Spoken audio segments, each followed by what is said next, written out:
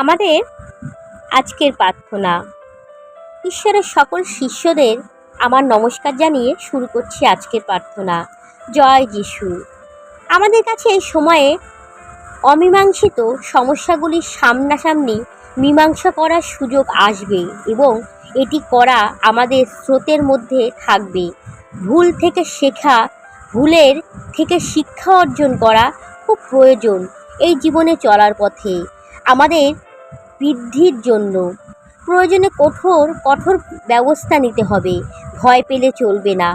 মন এবং সামনের ভবিষ্যতের রাস্তা পরিষ্কার করার এবং আবার নতুন করে শুরু করার সময়।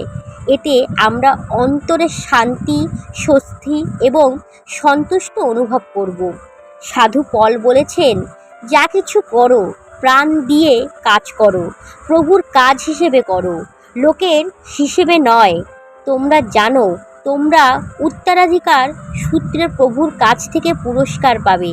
তোমরা প্রভু খ্রিস্টের দাসের কাজ করো। জয় যিশুর জয় হোক। আমেন।